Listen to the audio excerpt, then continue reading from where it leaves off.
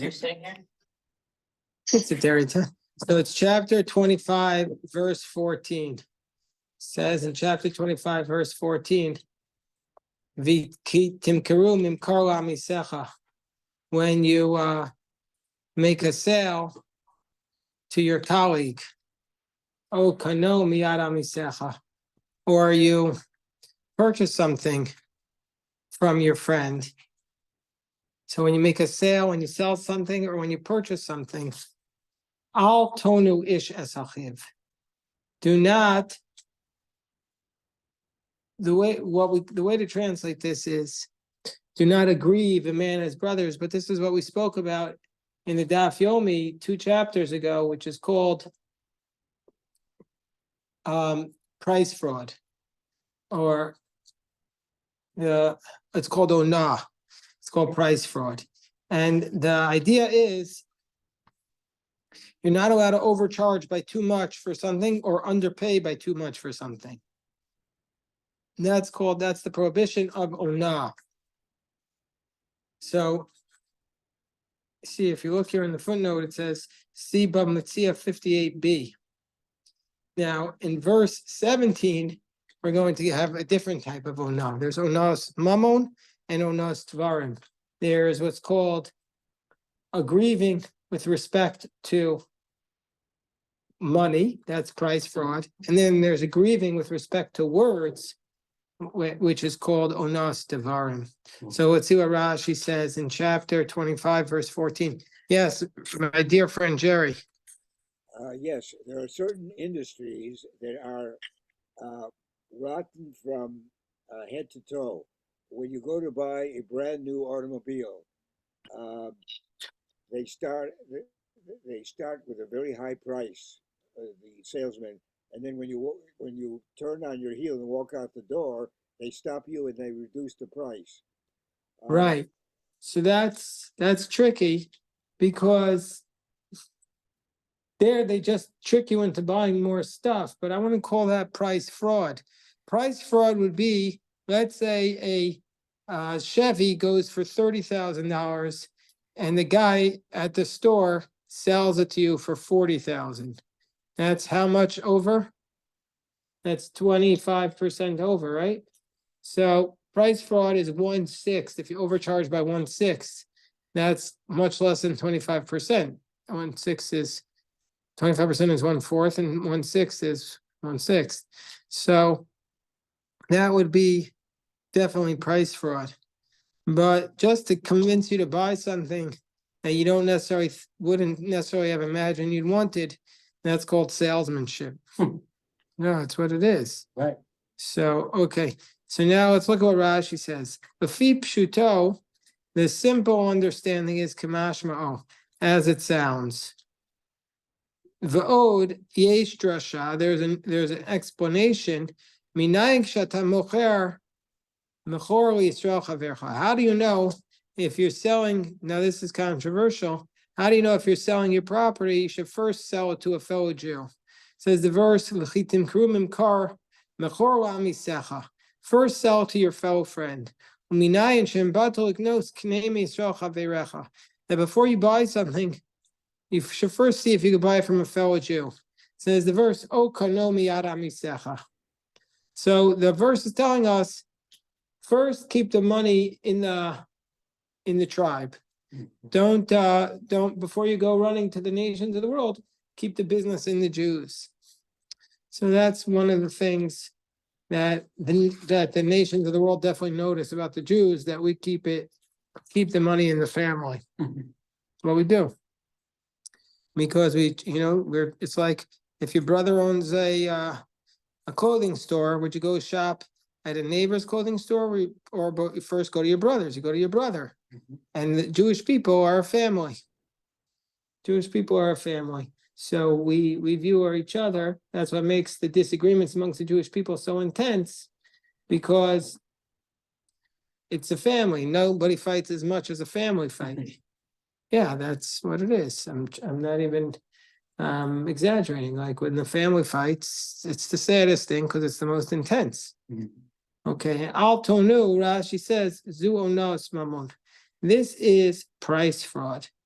And like we said, price fraud is if it's exactly 1/6, you return it, the extra fraud. If it's more than 1/6, then the sale is canceled. If it's less than 1/6, the sale stands. If the fraud is less than 1/6. There's certain exceptions to price fraud. It's too much to go into it right now. It doesn't apply to real estate. Possibly it doesn't apply if you stipulate in advance that he knows about it.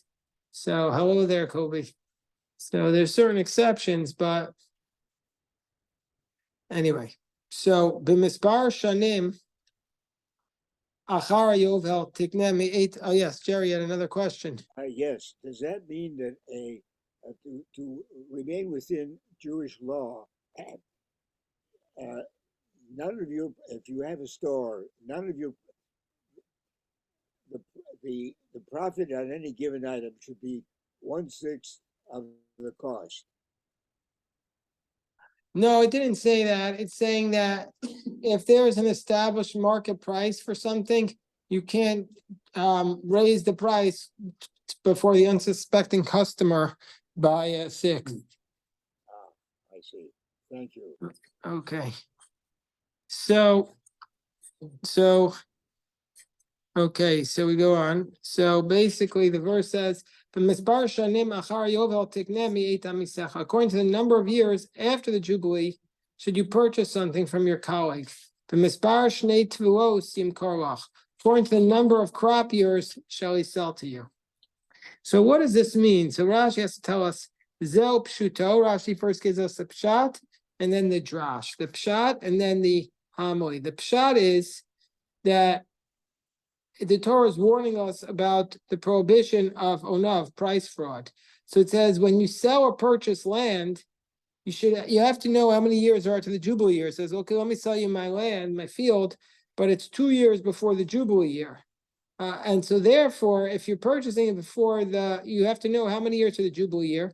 And according to those years and those crops, that's how much he should sell it for, and that's how much he should buy it.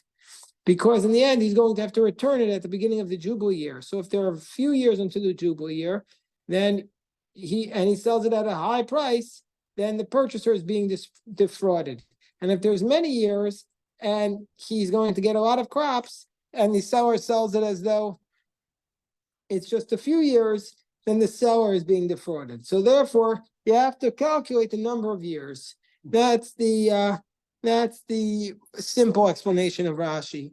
But now we have the drasha. The drasha is that when somebody comes to sell his field, this is based upon the Gemara. When somebody comes to redeem his field, we have to look at Erech and 18b. It says that if somebody sells his field, he's not allowed to redeem it less than 2 years.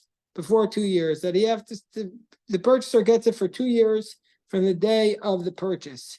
And even if there are 3 crops in those 2 years, since he sold it to him when the crop was standing to him, and anyway, so the basic idea here is that when you sell something, when you sell your ancestral land, you're allowed to redeem it, but not within the first 2 years. The first 2 years, the person who purchases it has the minimum right to use it for those 2 years.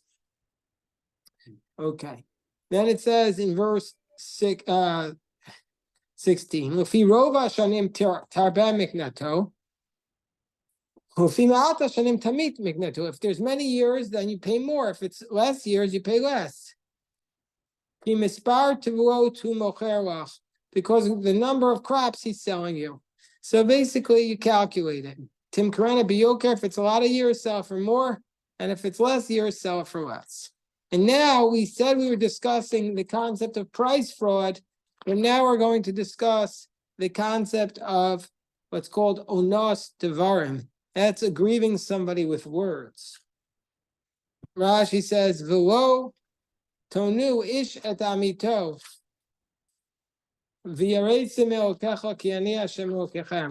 A person should not harass his friend. And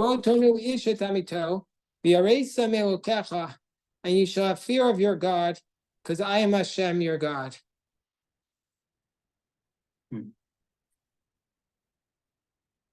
Yes, Rabbi Yosef. Didn't we already say this in Pasha Kedoshim about not putting a stumbling stone before a person, that was also onah? Not to give them bad advice? You're not allowed to give them bad advice, but onas devarim is where you insult them or you are not sensitive to their feelings. Oh, Right? sorry. The example is, oh, so Rashi does say a little bit what you're saying, but it's also more. Rashi says, Lo tonuish et amito, kan is here onas devarim. This is the warning about verbal harassment. You should not annoy his friend.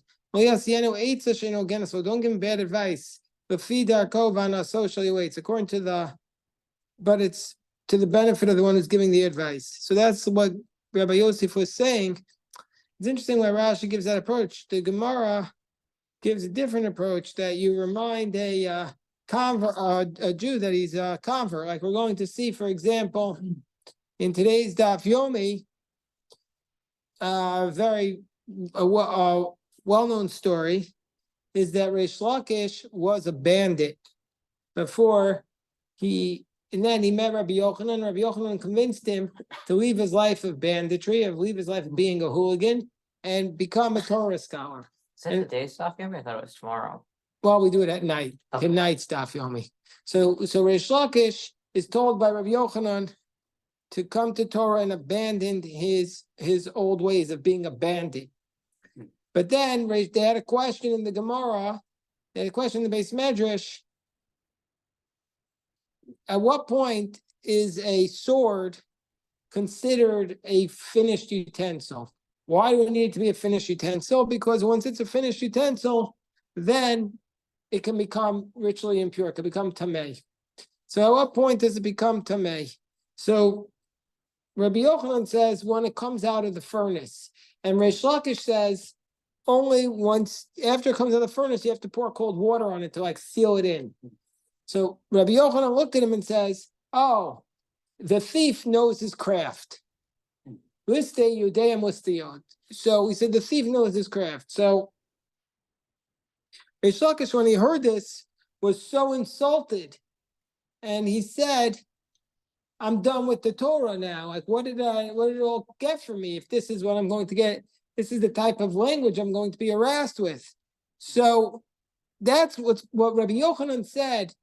With that kind of insult, that's called unos devarim. You're not allowed to remind somebody who's recently from, I remember you yesterday when you were eating pork. Now you were so religious. You're not allowed to say that. You're not allowed to say to a convert, the mouth that just ate non-kosher is telling me what to do. You know how to say that. That's called onos devarim. But Rashi doesn't give that example. And Rashi says, and if you'll say, how is anybody going to know if my intentions were bad? Therefore it says, you shall fear your God. The one who knows thoughts, he knows your intentions. Anything given over to the heart. He can only recognize the one in whose heart the thought is. So therefore it says, it's interesting why Rashi doesn't say the examples of the Gemara here. Okay.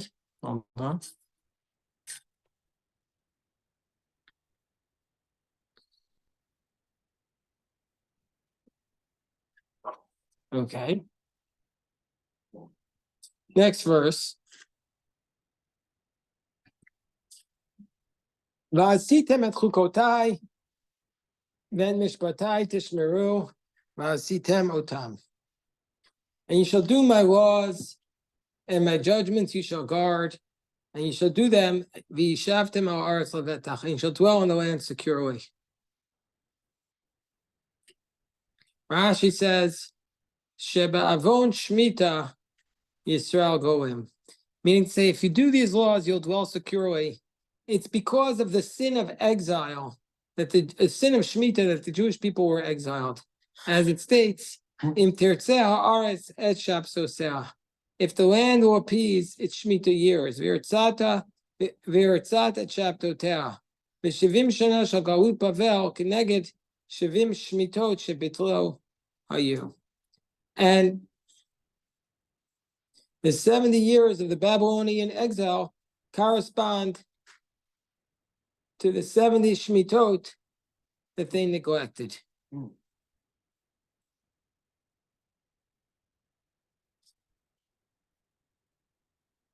So basically, we went into exile for 70 years because we did not keep the Shemitah years 70 times.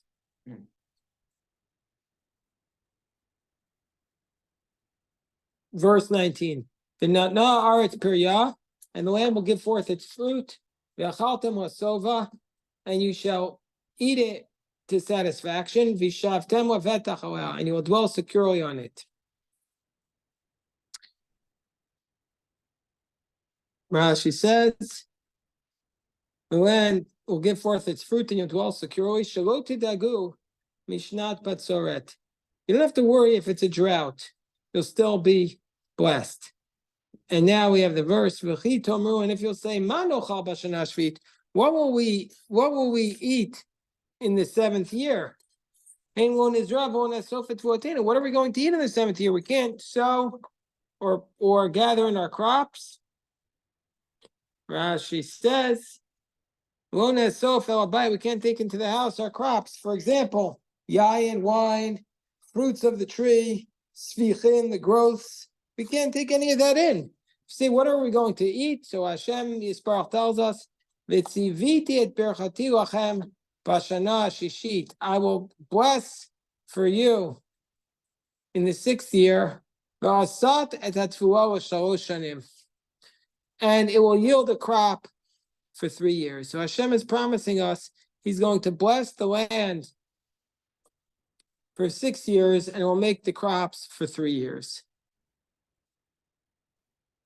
Hashem will make a blessing to the land in the 6th year that it will give in the 6th year enough crops to last for 3 years. Utzat hashishis for part of the 6th, Nisan and Rosh Hashanah, Ushvis for the 7th year, Ushminis, and also for the 8th year, because they're only going to be able to sow in the 8th year and harvest in Nisan. So what are they going to eat all the way until Pesach? Only the stuff that they planted in the 6th year. Excuse me, Yes. the volunteer stuff that just comes up, So that you could pick and eat, but only for your household, and you can't sell it, and you can only keep it in your household while there's still food for the animals to eat. So if you're not allowed to store it excessively.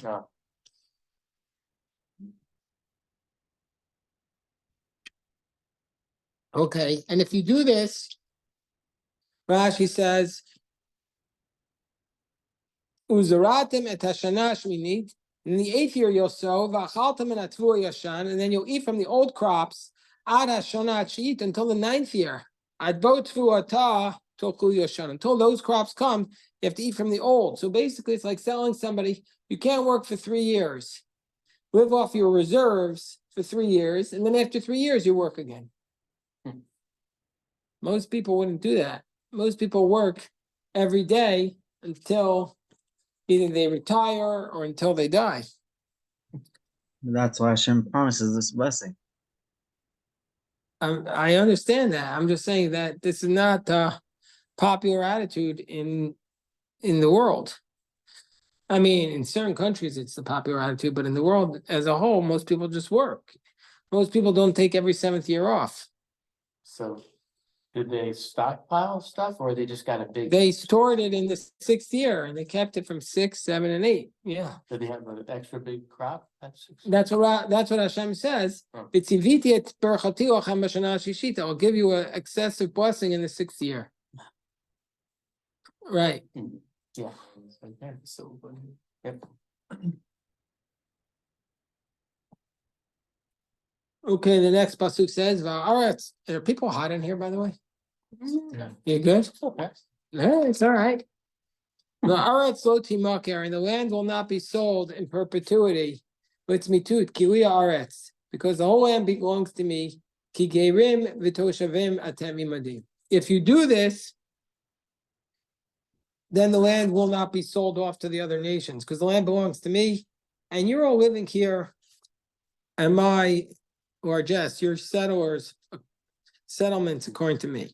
Rashi says, "Litain lava chazara sadas l'balam biyovel shlo yeh kovsha." This tells us that if you don't return the fields in the Jubilee year, it's a prohibition, and the purchaser is not allowed to hold on to it. Yes. In modern Israel, if a Jew has a house on a piece of land and he sells the house and the land to a fellow Jew, and since we don't know the Yovel year, the sale is in perpetuity. The land does not go back to the owner, correct? Well, today we don't bring it back to the owner anymore because how do you know he's the original owner? If you would know he's the original owner and you would know when the Jubilee year was and the Jubilee year will be applicable, then you would be able to return it. But short of that, you can't. Ah, good. Thank you. Okay. Okay, so now, oh wait, it's me too. Rashi says, Kili the land is mine. But don't let your eyes be upset. It's not yours. It's not your land. You don't get to keep it. Okay, verse 24. And in the entire land of your inheritance, you shall provide redemption for the land. What is this referring to? So this refers to, I'm going through my notes, but I'm looking for this stream. In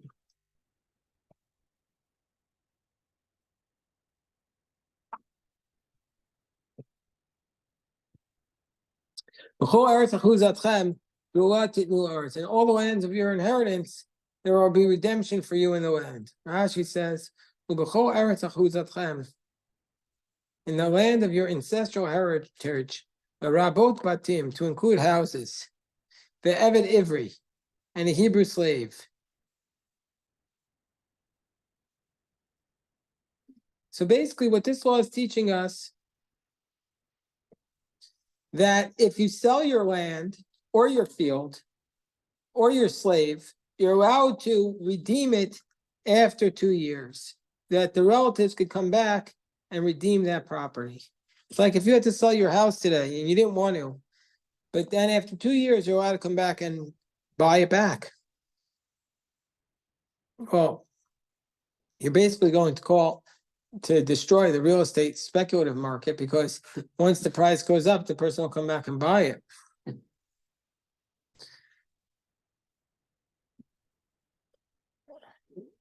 Yeah. Okay, so now up to the next pasuk. Verse 25. Ki amucha achicha umachar mechuzato ubaka olo akarov elav v'ga'alat mimkarachiv. When a person will become poor and he'll have to sell his ancestral heritage, and then his relative will come and redeem it, and he'll redeem what his brother sold. Rashi says this teaches us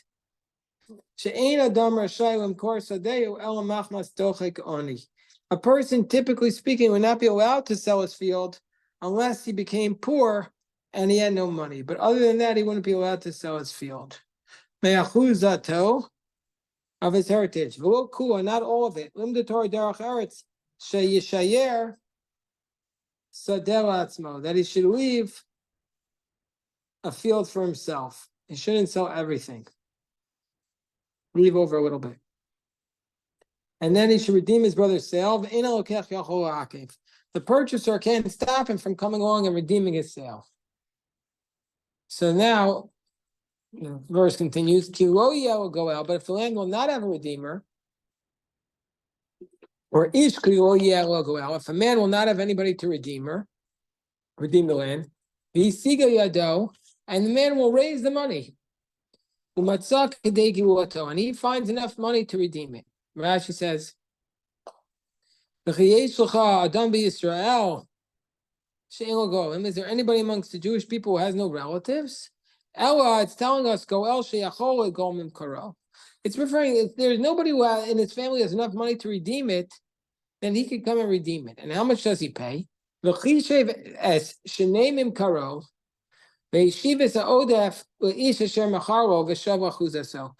to calculate the remaining years of the sale and then he returns the excess. Basically, if he sold it for $100,000 for 10 years to the Jubilee year, and you've done 3 years, that means you have to pay him the remaining $70,000 to get back the land.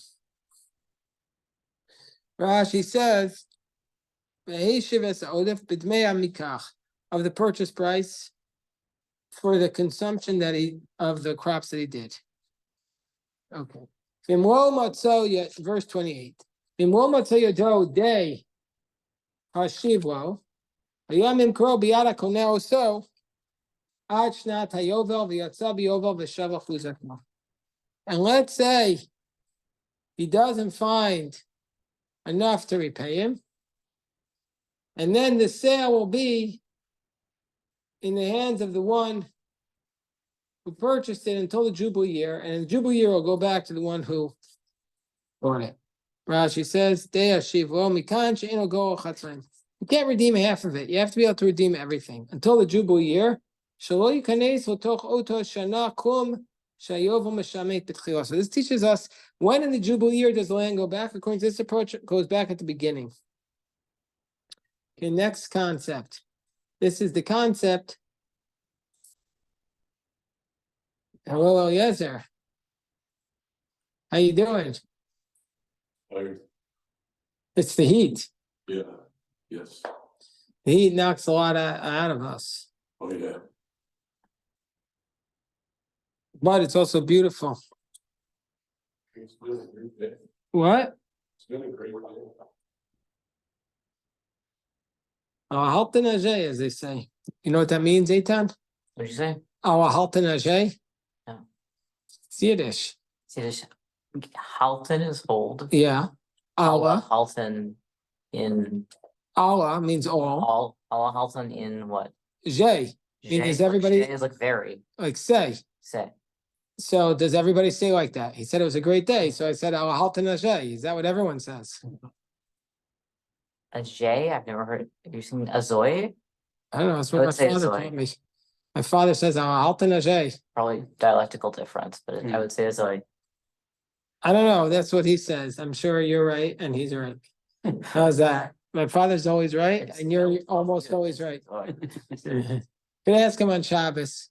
I don't know. Eitan knows Yiddish, but sometimes No. people pronounce it differently. I took a lot of Yiddish classes, but Okay. I had my neighbor over We'll yesterday, stop the recording, yeah. and